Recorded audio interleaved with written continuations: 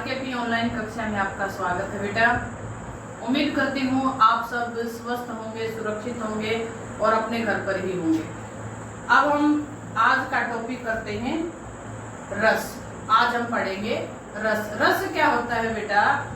काव्य के पढ़ने में हमें जिस आनंद की अनुभूति होती है उसे हम रस कहते हैं। यानी कि किसी भी कविता को, दोहे को या नाटक को या कोई फिल्म देखते वक्त आपको जो आनंद का अनुभव होता है उसे हम रस कहते हैं। यह प्रक्रिया इतनी जल्दी होती है कि हमें पता नहीं चलता कि हमारे अंदर किन किन चीजों का समावेश हुआ है, हमारे अंदर किन किन चीजों का संचरण हुआ है। यानी कि हमें जब किसी आनंद की अनुभूति होती है, यानी कि कोई चीज हमें बहुत अच्छी लगती है, किसी चीज को देख करके, सुन करके हम उसके साथ रोने लगते हैं, किसी के साथ हम हंसने लगते हैं, तो ये सब अनुभव होना रस कहलाता है। रस के प्रणेता यानी कि रस के रचयिता कौन माने गए हैं? भरत मुनि। यानी कि सबसे पहले रस को किसने इंट्रोड्यूस किया था? भरत मुनि ने। अब भरत मुनि ने रस को हमें बताया, समझाया। अब ध्यान से सुनिए बेटा, ये रस एक संस्कृत का टॉपिक है, तो इस एक संस्कृत की एक आप परिभाषा की एक पंक्ति है, इसे ध्यान से सुनना। इस पंक्ति का अर्थ अगर आपको समझ में आ गया तो लगभग रस आपको समझ में आ जाएगा। अब रस बेटा, अब हम रस की परिभाषा करते हैं। देखिए, विभाव, अनुभाव, व्यभिचारी संयोगात रस निष्पत्ति। विभाव, अनुभाव, व्यभिचारी संयोगात रस निष्पत्ति। ध्यान दीजिए, विभाव, अनुभाव, विभाव, अनुभाव, व्यभिचारी संयोगात, इसमें जो ये र है ना, रस, रस निष्पत्ति। यानी कि विभाव, अनुभाव, व्यभिचारी के संयोग से रस की उत्पत्ति होती है। यानी कि हमारे शरीर में पहले से ही ये सुषुप्त अवस्था में विद्यमान होते हैं। जब विभाव, अनुभाव और व्यभिचारी के संयोग से स्थायी भाव बनता है और स्थायी भाव से रस पैदा होते हैं। ध्यान दीजिए बेटा, अब इन्हें हम क्या कहेंगे? रस के अवयव। अब ये रस के अवयव हैं जिनसे रस की उत्पत्ति होती है। रस के अवयव कितने हैं? 4 होते हैं। रस के कितने अवयव हैं, कितने भाग हैं जिनके कारण रस पैदा होता है? 4 होते हैं। कौन कौन से? विभाव, अनुभाव, व्यभिचारी, जिसे हम संचारी भाव भी कहते हैं, और स्थायी भाव। विभाव, अनुभाव, व्यभिचारी और स्थायी भाव, यानी कि ये 4 भाग होते हैं रस के, जिनके कारण हमारे शरीर में इतनी जल्दी, शीघ्रता से, तीव्रता से ऐसी प्रक्रिया होती है कि हमें उस रस का आनंद मिलता है, हमें उस रस का आस्वादन होता है। अब सबसे पहले पढ़ते हैं कि कौन सी ऐसी चीज होती है किसी चीज को देख करके। विभाव का होता है कारण, यानी कि किसी भी वस्तु को देख करके हमारे मन में कारण पैदा होना, यानी कि पैदा होने के कारण। अब कैसे होंगे? विभाव के 2 भाग होते हैं, आलंबन और उद्दीपन। यानी कि या तो हम उस वस्तु को का देख करके सहारा मिलेगा, या उसे देख करके हमारे अंदर कुछ पैदा होगा। या तो ऐसे कारक होंगे जो सहारा देंगे रस को पैदा करने के लिए, या उनको जगाएंगे। अब आलंबन भी 2 तरह से होता है, आश्रय और विषय। या तो हमें कोई ऐसा विषय मिलेगा, टॉपिक मिलेगा, जिसे देख करके विभाव पैदा हुआ और विभाव के कारण स्थायी भाव और स्थायी भाव से रस पैदा हुआ। अब ध्यान देना है, ये प्रक्रिया इतनी जल्दी होती है। और आश्रय, या हम किसी को देखते हैं, देखते ही हमारे मन में स्थायी भाव पैदा हुआ और स्थायी भाव से रस पैदा हुआ।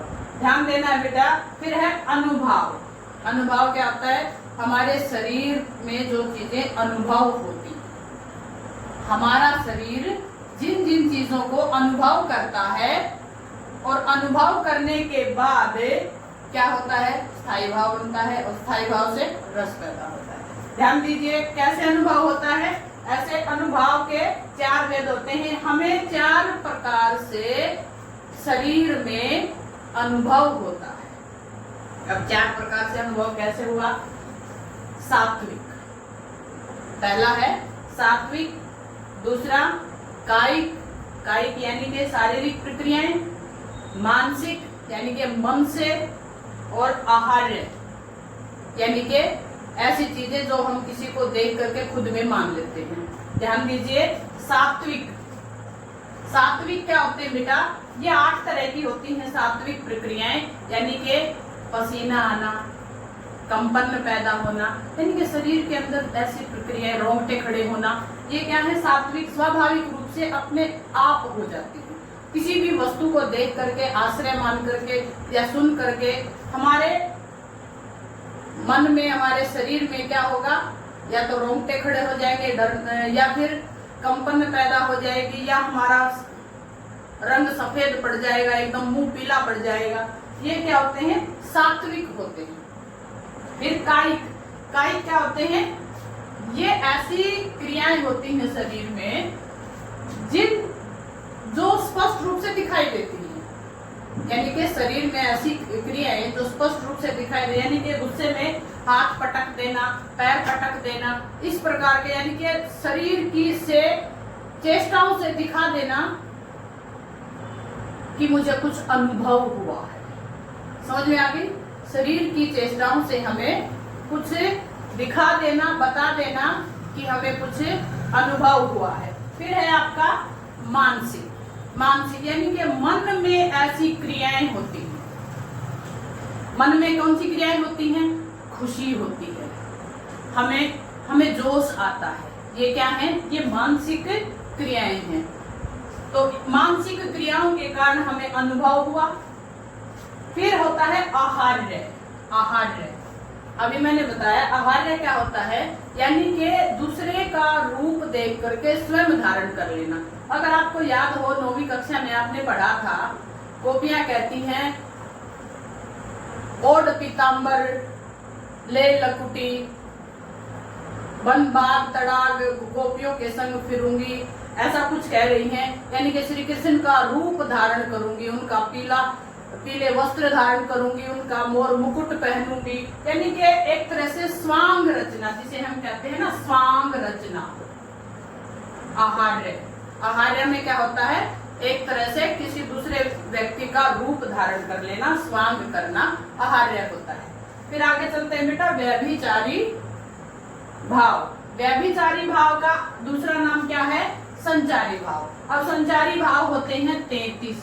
अब 33 प्रकार की ऐसी क्रियाएं होती हैं आपके मन में, यानी कि जो 3 या 4 या 5 मिल करके एक स्थायी भाव को पैदा करती हैं और फिर रस बनता है। ठीक है बेटा। फिर है आपका स्थायी भाव। अंत में हमारे शरीर की प्रक्रिया होती है स्थायी भाव।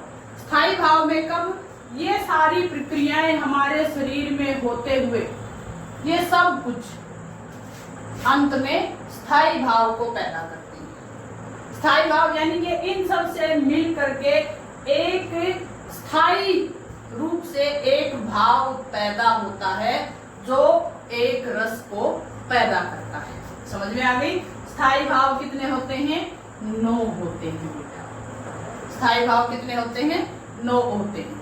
अब हम आगे की वीडियो में क्या पढ़ेंगे, स्थायी भाव और स्थायी भाव के साथ उनके रसों को कैसे पहचानेंगे। अब हम एक बार फिर से सरसरी तौर से हम इसको रिवाइज कर लेते हैं। ध्यान दीजिए बेटा, रस क्या होते हैं, काव्य के पढ़ने में हमें जो आनंद मिलता है, जो रस की उत्पत्ति होती है वो कैसे होती है, आस्वादन से होती है, आनंद से होती है। यानी कि हमें कोई चीज देखने से, सुनने से, पढ़ने से जिस प्रकार का हमें अनुभव होता है, हम किसी चीज को देख करके हंसने लगते हैं, रोने लगते हैं, वो क्या है, एक तरह से रस है। समझ में आ गई। और रस के प्रणेता कौन है, भरत मुनि। ठीक है बेटा। अब हमें रस की एक परिभाषा समझनी है। ध्यान दीजिए, विभाव अनुभाव व्यभिचारी संयोगात रस निष्पत्ति। विभाव, अनुभाव, व्यभिचारी संयोग से रस की उत्पत्ति होती है। ये रस के 4 अवयव होते हैं। विभाव क्या होते हैं? कारण होते हैं रस को पैदा करने के कारण, या तो किसी को सहारा लेंगे या वो उसको देख करके पैदा होंगे। और आलंबन भी 2 प्रकार का होता है, आश्रय और विषय। ध्यान दीजिए। फिर है अनुभव, यानी कि शरीर के अंदर होने वाली जो क्रियाएं हैं, उन क्रियाओं के कारण हमें कुछ अनुभव होता है। वो 4 प्रकार से होती हैं। अनुभव के भेद कितने होते हैं? 4 होते हैं, सात्विक, कायिक, मानसिक और आहार्य। फिर है आपका व्यभिचारी। व्यभिचारी का दूसरा नाम संचारी भाव। संचारी का अर्थ होता है संचरण करना, यानी कि शरीर में पहले से ही वो संचरण करते हैं, लेकिन वो कब पैदा होंगे? ये सारी प्रक्रियाएं आपके शरीर में हो जाएंगी, तब जाकर के संचारी संचरण करेंगे, व्यभिचार करेंगे। उसके बाद क्या होगा? स्थायी भाव पैदा होगा। और ये स्थायी भाव कितने प्रकार के पैदा हो जाएंगे? 9 प्रकार के पैदा होंगे। तो बेटा आज का आपका टॉपिक यही था। अपने घर पर रहिए, सुरक्षित रहिए और अपना ध्यान रखिए। मिलते हैं अगली वीडियो में।